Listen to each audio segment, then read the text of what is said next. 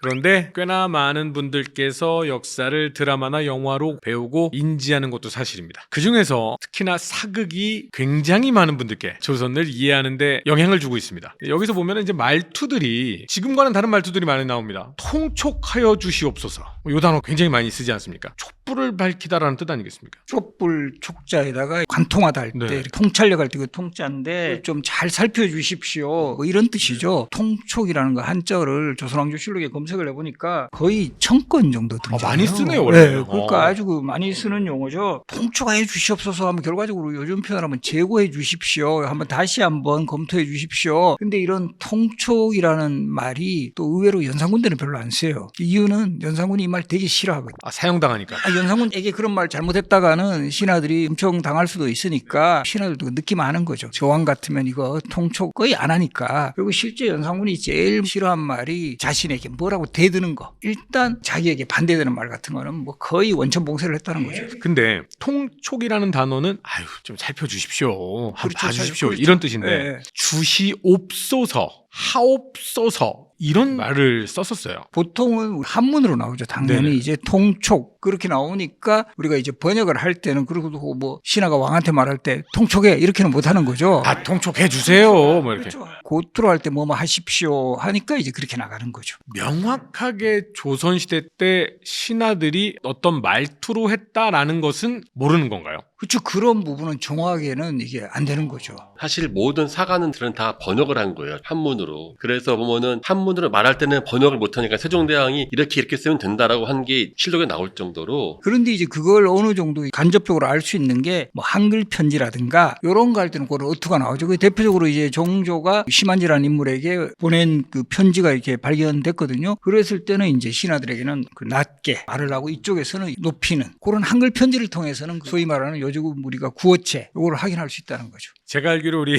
신명주 교수님은 드라마도 굉장히 좋아하시는 걸로 알고 있는데 직업상 보는 거죠. 네. 그거 치고는 굉장히 몰입을 많이 하시는. 이제 뭔가 이렇게 팩트를 하고 이런 차이 같은 거 확인하는 그런 부분들을 주로 보죠. 보다가 혹시 여지껏 가장 이건 정말 아닌데 라고 했던 장면이 있으셨나요? 대표적으로 요즘 쓰는 그런 말투를 쓰는 경우가 있죠. 사극에. 퓨전 사극 이런. 퓨전 사극은 특히 심하고 좀 정통 사극인 정통 사극에서도요? 경우도 사실 이 말은 절대로 안 썼을 거라고 하더라고요. 인양반아. 이 양반이라는 말이 요즘에는 그냥 이 사람이 이런 말인데 사극에서도 이 말을 종종 사용하더라고요. 그건 오히려 더 최근에 와서 높이는 것처럼 하면서 오히려 좀 하대하는 그런 용어일 수도 있고. 혹시 우리 강 교수님이나 다른 교수님들은 TV나 영화를 볼 때 이 장면은 좀 거슬린다라고 했던 모습들이 있으셨나요? 그래서 책을 하나 감수를 했는데요. 만화책인데 아무래도 이제 상상을 하잖아요. 상상을 하는데 이 술탄의 뒷모습이 투르크 술탄인데 머리를 볶았는데 금발로 쫙 빛나는 거 보여가지고 이게 헐리우드 배우 같아가지고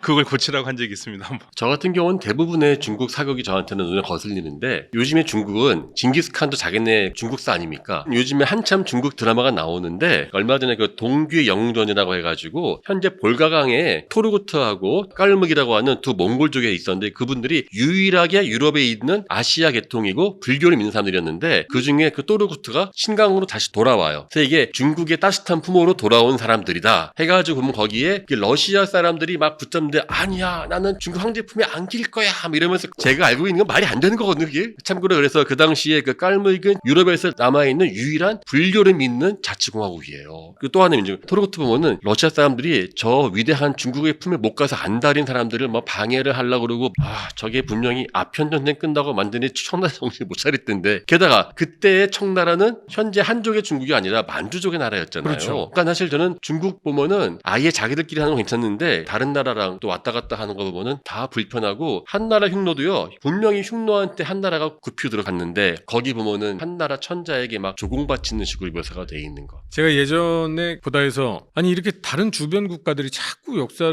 왜곡한다거나 본인들에게 유리한 쪽으로 해석한다거나 하는 모습을 보면서 이러면 우리만 너무 역사를 정정당당하게 해석하고 아이들에게 가르치면 우리한테 손해 아닙니까? 라고 얘기했던 적이 있었는데 교수님들께서 우리라도 제대로 가르쳐야죠 라는 얘기를 듣고 이제 정신을 바짝 차렸던 적이 있는데 안타깝네요. 예, 그런 이야기들은. 박 소장님은 어떤 이집트는 뭐 거의 대부분이 다 잘못 다루고 있는 것이고 또 요즘에는 쇼츠 같은 것들로 이집트 관련된 영상물들이 많이 만들어져요. 있어요. 왜냐하면 이제 AI로 되게 쉽게 만들 수 있기 때문에. 그래서 너무 황당무계한 맞아요. 것들도 많이 있어요. 근데 그 가운데서 뭐 전통적으로 가장 잘못 다뤄지고 있는 그 묘사는 이제 미이라에 대한 묘사인데, 헐리우드 영화 보면은 미이라가 이렇게 갑자기 벌떡 일어나가지고 막 사람을 공격하고 강시도 아니고 막 이러고 다니잖아요. 네, 그러잖아요. 그런 방식의 묘사는 사실 전혀 이집트적이지 않은 묘사죠. 왜냐하면 이거는 그 미이라라고 하는 고대 이집트인들이 갖고 있었던 게 특수한 장례 풍습과 그다음에 또 고대 이집트인들이 갖고 있었던 이제 부활 사상을 엮어가지고 서양 사람들이 자기들 마음대로 조합해낸 그렇죠. 모습인데, 사실 이집트적인 의미에서의 부활은 미이라는 절대로 일어나면 안 돼요. 미이라는 그 자리에 그 상태 그대로 존재해야 합니다. 그래야지만 영혼이 온전하게 존속이 될 수가 있고요. 일종의 미이라는 영혼을 담는 그릇으로서 남겨놓는 시신의 형태이기 때문에. 그러면 이집트 사람들의 영원히 사는 그 부활은 죽은 사람이 다시 사는 게 아니에요? 아니에요. 저기 내세로 넘어가서 다시 사는 겁니다. 아, 근데 대신에 미이라가 훼손되면 그 내세에도 영향이 갈 수 영향이 있는 가요. 거예요. 그래서 사실은 미이라가 또 훼손되기 때문에 일종의 영혼을 담는 그릇으로서 뭐 자신을 닮은 석상 같은 거 만들어서 신전에 봉헌해놓고 미이라 대용품으로 그렇게 하는 거고, 그런 방식으로 미이라가 온전하게 잘 유지가 되어야지 이 영혼들이 승화되어서 아크라고 부르는 승화된 영혼이 나타나야지만 이 아크가 저승을 통과해서 내세로 들어갈 수가 있어요. 그러니까 그 내세에 가서 부활하는 겁니다. 아크가. 미라가 일어났던 얘기는 내세에 행복하게 사는 그 영혼이 나와버렸다는. 그 이집트적인 메커니즘 속에서는 절대로 일어날 수 없는 일인데, 서구권의 영화나 뭐 애니메이션이나 만화나 너무나 반복적으로 사용되고 있는 그런 이미지. 그러네요. 그렇다라는 건 서구권에선 부활이라는 이미지가 죽었다가 살아난 맞아요. 부활한 예수의 예. 이미지가 예. 있기 때문에 미라도 당연히 맞아요. 부활해야 예, 된다라는 이제, 이미지가 이제 있어서 그렇구나. 그러니까 네. 육신이 부활을 해야지 진정한 의미의 부활이라고 서양인들은 생각하고 있기 때문에 네네. 그게 그냥 자연스럽게 반영된 모습인 것 같아요. 하다못해 미라가 일어나도 원래 사람 모습으로 일어나야 되지 붕대 감고 일어나는 것 자체가 말이 안 되는 거겠군요. 궁대 막 질질 흘리면서 사람 공격하잖아요. 좀비의 개념이 돼버렸어요. 예. 조선시대 한번 본격적으로 다시 한번 얘기를 해보겠습니다. 조선시대에는 왕에게 얘기를 하다 보니까 직설적인 말은 하지 못하고 좀 돌려 말하는 충청도식 화법을 잘하는 신하들이 예쁨을 많이 받았다면서요. 왕에게 따박따박 대드는 그런 말투보다는 둘러가면서 이제 자기 의사를 표현하는 그런 경우가 많죠, 아무래도. 그래서 충청도에 양반이 많았던 건 그건 아니겠지만 돌려 말하는 거가 사실 충청도가 굉장히 발달해 있잖아요. 왕에게 말하는 신하들이 많아서 그랬다라고도 연관지어서 생각할 수도 있을 것 같다는 그렇죠. 아무래도 생각도. 이제 조선 후기 쪽에서는 충청도 쪽이 이제 집권 세력이니까, 예전에 이제 충청도가 좀 말이 좀 느린 거는 삼국시대 요충지여서 이게 어느 시점에서는 이게 고구려 땅이 됐다가 백제 땅이 되고 신라 땅이 되고 뭐 이러니까 뭐 누가 와서 너 어느 편이야 이러면 지가유 한참 눈치 보다가 계속 천천히 끌면서. 그런 설도 있어요. 그러면 사극에서도 많이 나옵니다. 죽여주시옵소서.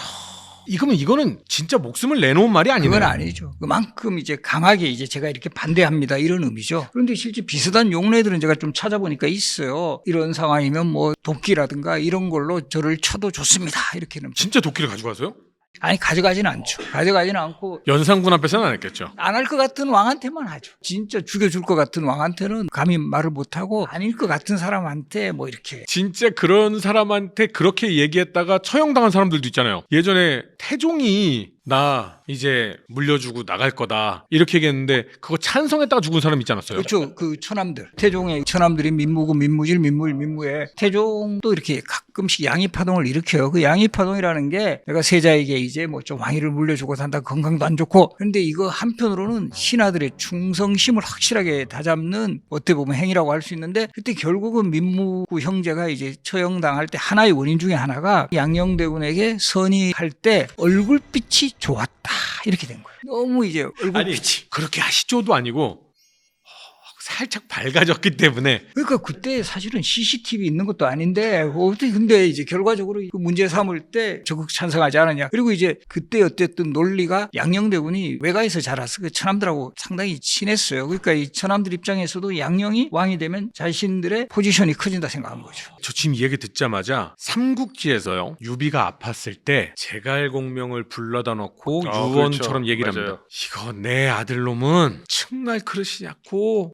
너무 못나서 우리 제갈공명께서 이 촉을 이어받으셔야 됩니다. 난 진짜 간곡하게 부탁해요 라고 했는데 제갈공명의 낯빛이 어두워지면서 막 엉엉 울면서 안 됩니다. 폐하 무슨 얘기를 하십니까? 절대 안 됩니다. 제가 어떻게 어떻게든 아드님을 보필해서 촉을 다시 한번 일으키겠습니다 하면서 얘기를 하시거든요. 이게 낯빛이 좋았으면 죽을 이유가 되는 거군요. 그러니까 이게 결과적으로 이런 선의 파동 중에 또 대표적인 사례가 단종이 그 당시에 수양대군의 압박을 받아가지고 결과적으로 이제 옥새를 가져오라고 해서 결국 수양대군에게 선의할 때 그때 그 기록에 나와요. 계속 울면서 한사코 사양했다. 수양대군이. 그랬을 때 그럼 내가 계속 왕하지. 그랬다가는 사실은 유배가기 전에 아마 단종이 바로 제거됐을 수도 있다는 거죠. 그러니까 이제 단종도 그 본심을 아니까 계속 뭐 울면서 막 자기가 못하겠다고. 그래서 이제 대표적으로 이 선의 파동 제일 많이 일으키는 왕이 선조예요. 뭐 거의 20번 넘게 나 왕하네 뭐 이런 뭔가 자기 분리할 때 그땐 또 이렇게 당쟁이 치열하고 이런 상황에서 이렇게 계속 선의 파동 일으키니까 우리 정철이라는 인물 아시죠? 우리 국문학으로도 유명한 정철이 좀 성격이 괄괄해. 하도 그러니까 그때 영의정이 이산해, 정철이 좌의정, 그리고 이제 유성영이 우의정. 우리 삼정승이 이번에 또 그러시면 정말 그렇게 하시라고 세자한테 오케이 해버리자. 그렇게 하자고 서로 이제 약속을 하고 이 왕 면담 신청했어요. 근데 그날 아침에 이산해한테 카톡이 왔어요. 나 몸이 안 좋아서 오늘 도저히 못 가겠다. 미안하다. 두 사람만 가라. 비겁해. 그래서 이제 둘이 갔죠. 정철이. 우리라도 가자. 그래서 유성영하고 둘이 가서 아니나 다를까. 내가 요즘 뭐 계속 뭐 머리도 아프거나 왕 못할 것 같다. 그러니까 이제 정철이 탁 유성영 찌르면서 그럼 뭐 왕께서 물려주고 싶으시면 뭐 그것도 좋을 것 같습니다. 하니까 막 선조 낯빛이 흑빛이 되니까 유성영은 가만히 있어버린 거예요. 정철 혼자 독박 쓰고 바로 유배 갑니다. 그럼 조선 역사상 그런 선위에 대한 이야기는 굉장히 많았잖아요. 그리고 무조건 반대해야 되고 그렇죠. 한 번이라도 진짜 선위를 제발 좀 하게 해달라 그리고 오케이가 된 적이 있어요? 그건 없죠. 선의의 전 단계가 대리청정인데 미리 이제 왕서 그것도 되게 반대 많이 해요. 그래서 이 대표적으로 이제 영조가 정조한테 미리 동궁에게 즉 세손에게 정치를 맡기겠다 할 때도 강하게 이제 근데 이때는 또 누가 반대하냐 하면 정조가 왕위에 오르는 거를 반대하는 세력 홍인이라든가 이런 네. 사람들 왜냐하면 정조가 왕이 되면 자신들이 사도세자 죽음에 관계되는 그 리스트 가지고 완전히 자기들이 제거될 거다. 그래서 이제 막 계속 영조에게 반대하니까 영조가 그때 이런 표현을 써요. 야, 길거리에 있는 장승들하고 이야기하는 게 편하겠다. 너희들하고 하는 것보다. 그리고 또 어떤 상황에 빠지냐면 우리도 그렇죠. 우리 어린아이들 막 자기 뭐 장난감 주로 하는 행위가 뭐죠? 떼쓰죠. 떼쓰고 나 밥 안 먹어. 영조도 그럼 나 밥 안 먹어. 영주께서는 참 몸을 소중하게 여기시고 소식을 하셨던 분이신데. 뭐 원래도 소식하시는 분이니까 밥 안 먹어도 뭐 어차피 그런데 이제 신하들 입장에서는 뭐 이러시면 안 됩니다. 건강을 잃으시면 그렇게 하죠. 보면 조선시대 왕들도 뭔가 자기 의사가 관철 안 될 때 잘하는 방법 중에 하나가 나 밥 안 먹어. 제가 한 가지 궁금했어요. 세종께서 나 밥 안 먹어 하신 적이 있는지. 세종은 뭐 워낙 식사 좋아하시고 고기 반찬 좋아하시니까 포기 안 하죠.